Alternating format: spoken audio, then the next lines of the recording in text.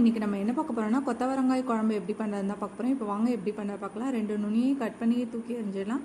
இப்போ வந்து நல்லா கழுவி எடுத்து வந்து இந்த சைஸ்க்கு ஓரளவு மீடியம் சைஸ்க்கு கட் பண்ணி எடுத்துக்கலாம். கட் பண்ணி எடுத்துட்டு நல்லா பொடுசாக கட் பண்ணிங்கன்னா வந்து கிரேவி செய்கிறதுக்கு யூஸ் ஆகும். இந்த மாதிரி பொடுசாக கட் பண்ணால் இப்போ வந்து ஸ்டவ் ஆன் பண்ணி ஸ்டவ் ஆன் பண்ணி குக்கர் வச்சுக்கலாம். குக்கர் ஹீட் ஆனதுக்கப்புறம் எண்ணெய் சேர்த்துக்கலாம். எண்ணெய் காஞ்சதுக்கப்புறம் கடுகு உளுத்தம் பருப்பு சேர்த்து அதில் 2 கிராம்பு 2 ஏலக்காய் சேர்த்து காஞ்சதுக்கப்புறம் கருவேப்பிலை ஒரு பச்சை மிளகாய் கீரி சேர்த்துக்கேன். வெங்காயம் சேர்த்து வெங்காயம் வதங்கினதுக்கப்புறம் இஞ்சி பூண்டு பேஸ்ட் சேர்த்துக்கலாம்.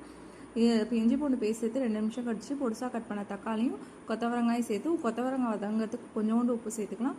நல்லா ஒரு 2-3 நிமிஷம் வதங்கினதுக்கப்புறம் ஒரு தக்காளி வந்து பொடிசாக கட் பண்ணி சேர்த்தோம். ஒரு தக்காளி மிக்ஸி ஜாரில் அரைச்சி பேஸ்ட் சேர்த்துட்டு குழம்பு மிளகாய் தூள் சேர்த்து உப்பு சேர்த்து தேவையான உப்பு சேர்த்து ஒரு கொதி வந்ததுக்கப்புறம் குக்கரை மூடி வச்சு 2 விசில் விட்டுக்கலாம். இப்போ வந்து அதுக்குள்ளே வந்து நம்ம ஏர் போனதுக்கப்புறம் திரும்ப ஓப்பன் பண்ணி ஸ்டவ் ஆன் பண்ணி குக்கரை வச்சு 2 விசில் தேங்காவை நைஸாக அரைச்சிட்டு வந்து சேர்த்தா நம்மளோட குழம்பு சூப்பராக ரெடி ஆகிடுச்சு. இதை நீங்களும் வீட்டில் ட்ரை